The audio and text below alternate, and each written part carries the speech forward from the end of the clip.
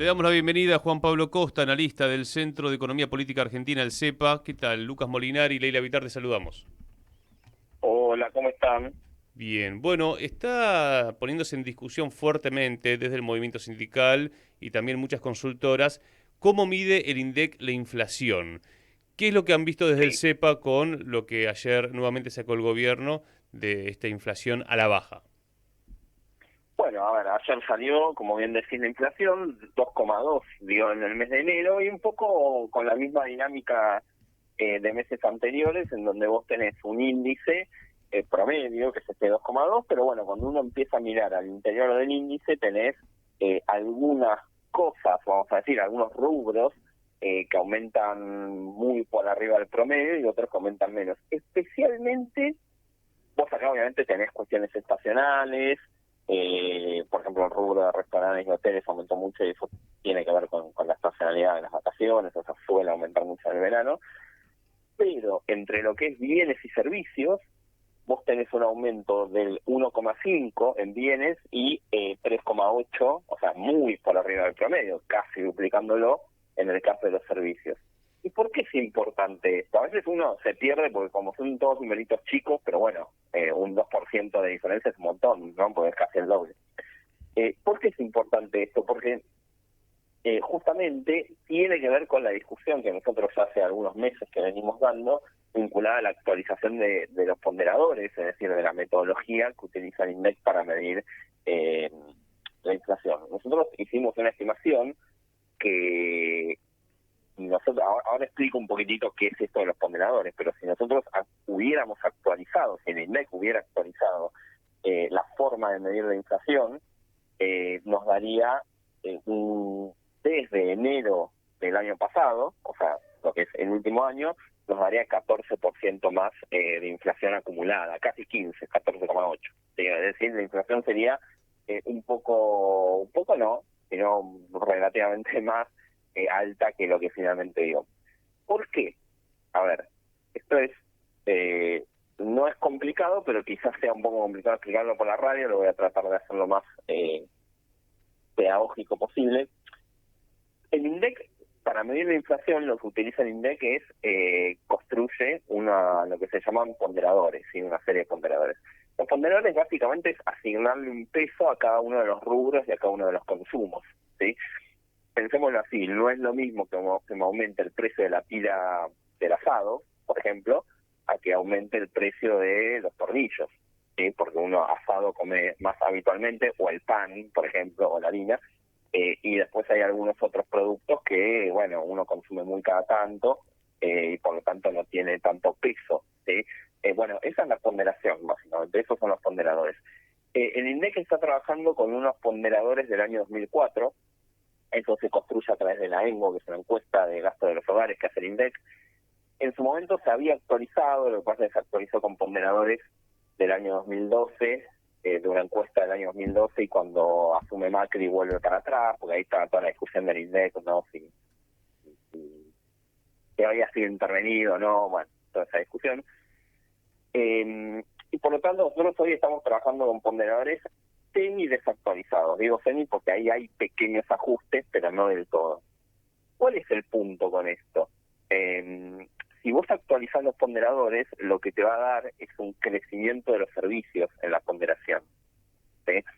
Porque en los últimos 20 años, recordemos la canasta tiene más o menos 20 años, 21 años de hecho, desde 2004, Sí. eh, los consumos de la población aumentó la cantidad de servicios que uno consume y disminuyó la cantidad, relativamente disminuyó la cantidad de bienes. Eh, es sensible, es como relativamente pequeña estas variaciones, Sí, pero sí, que el te van consumo que yo sumando. tenía en 2004 no tiene nada que ver con el consumo. Va, Claro. en algunos casos No, sí, exacto, pero ha cambiado. exacto, exacto.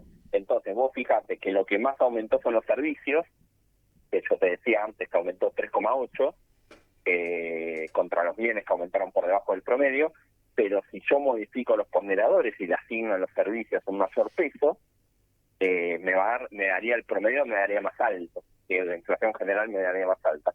Y esto además está vinculado a lo que es el aumento esto en términos generales siempre pasa, o sea, a lo largo del tiempo, de las décadas, digamos, van cambiando los servicios. Vos imaginate, la canasta hace 20 años no tenía, no sé, no tenía quizás internet, no tenía obviamente los servicios de streaming tipo Netflix, no tenía quizás celulares y sí telefonía fija, digamos, esas son cosas, consumos que van variando lógicamente a lo largo del tiempo, pero además cuando vos tenés cambios muy bruscos en algunos precios particulares, por ejemplo en el último año en el caso de los servicios públicos, también, ¿sí? Al no actualizar la canasta te queda desfasado, porque te queda esos consumos te quedan con la foto vieja, es decir, como cuando vos pagabas poco de servicios públicos, por lo tanto con baja ponderación.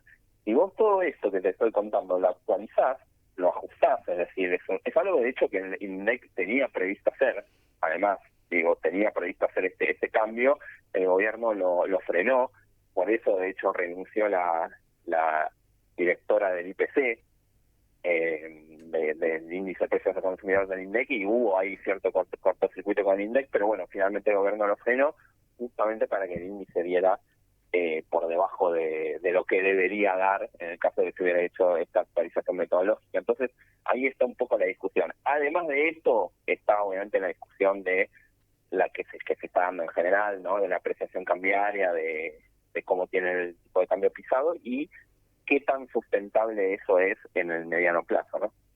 Juan Pablo, ¿cómo estás? Acá te saluda Leila. Te quería preguntar Bueno, también por tema índice de salarios, que según el INDEC también aumentó 145% en el sector registrado, 200 casi en el sector privado no registrado. Y si hace a ver, hacemos la comparación, hay una importante mejora del salario, ¿no? Según el INDEC, porque la suba de los precios del mismo periodo, esto es interanual, fue del 117,8%. Creo que es la Eh, placa que sí, compartió Caputo, ¿no? exacto. 117 IPC, o sea, precios, 145 salarios. No nos dimos cuenta, pero la verdad que nos fue muy bien el año Claro, pasado. sobre todo estamos, el sector privado, no registrado. sí, sí, Es un tema de mira, percepción quizá, eh, Juan Pablo. No nos estamos dando cuenta que hemos pero además mejorado nuestra vida económica.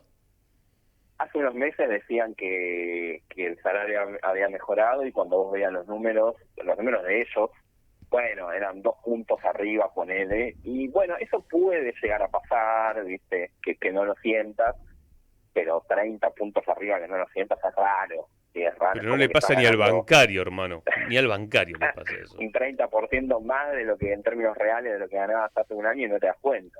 No, a ver, ahí varias cosas.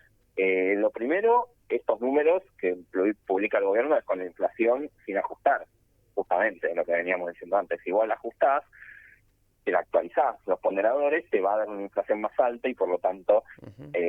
bueno, cambia todo esto que estos números. Después hay otra cuestión. Vos durante todo el año estuviste perdiendo, entonces, más allá de que en el interanual te pueda, hipotéticamente, digo, no sé cuánto da, porque nosotros todavía no lo actualizamos, esto acaba de salir ayer, aunque hipotéticamente te dé un poco por arriba, como vos tuviste todo el año perdiendo, igual no lo vas a sentir, ¿sí? Primer punto. Y segundo punto, hay una discusión que tiene que ver con el ingreso disponible, ¿sí? Que esto es medio una trampita. Cuando uno mira el índice de salarios, cualquier índice de salarios, bueno, te puede dar por arriba o por debajo de la inflación. Ahora, en realidad, el salario digamos, la plata que uno tiene disponible en la vida real, no es el total de tu salario, es el total de tu salario, esto es lo que se denomina ingreso disponible en realidad, es el total de tu ingreso menos los gastos fijos que vos sí o sí tenés que hacer. Por ejemplo, si pagás y alquilás, tenés que pagar el alquiler, tenés que pagar la luz, el gas, los servicios, el colegio, lo que sea, digamos, ese tipo de gastos fijos. Y lo que te queda, después de eso, ese es el ingreso disponible, ¿sí? Entonces, ¿qué pasa? Cuando aumentan mucho los servicios, en el caso, por ejemplo, de los servicios públicos, el transporte, ¿sí? Ujú. Te disminuye, aunque tu salario estadísticamente puede ser que te esté dando alto, o que está aumentando, o que está relativamente bien, entre comillas, vamos a ponerlo, en realidad vos no lo sentís porque el ingreso de efectivo que vos, la plata que vos tenés en el bolsillo, o en tu billetera virtual, no es mucha. De hecho, quizás es hasta menos que antes, ¿sí? pero es por este efecto, porque en realidad te está aumentando mucho los gastos fijos y por lo tanto no lo sentís. Juan Ese es el Pablo, otro ahora, elemento que con ellos respecto no están a los contemplando. índices, Sí. cuando uno ve que Caputo se vanagloria diciendo, mirá cómo subieron los salarios, ahora el impacto real que tiene sobre esto es que eso juega en índices. Por ejemplo, cuando vos tenés que pagar un aumento de alquiler, el índice que toman es que te subió el sueldo.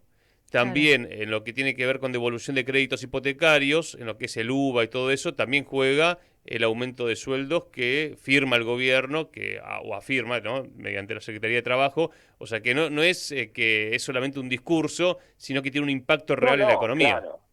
Tiene impacto. En el caso de los créditos no, porque UBA toma solamente, bueno, sí, toma inflación, pero digamos no salarios, pero efectivamente sí. No, pero la línea del Por un Banco lado- Nación sí toma salarios, ¿eh?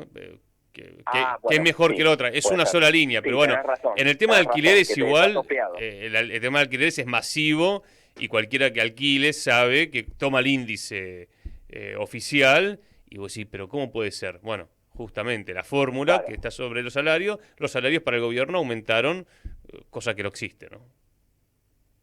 Sí, y bueno, digamos, funciona para un lado y para el otro, porque también están subestimando la inflación, Claro. por lo que decíamos antes, por lo tanto te tira un poquito para abajo el IPC, por ejemplo, que utilizas para ajustar, o mismo el UVA.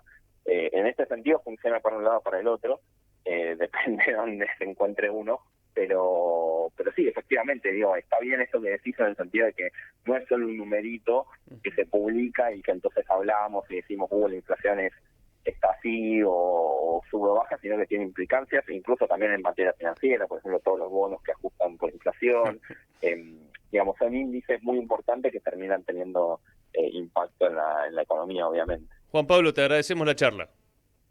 No, por favor, ustedes, un abrazo grande. Abrazo grande. Juan Pablo Costa, analista del Centro de Economía Política Argentina, también quiero decir hincha de Boca, ¿eh? Nos conocemos también de la tribuna.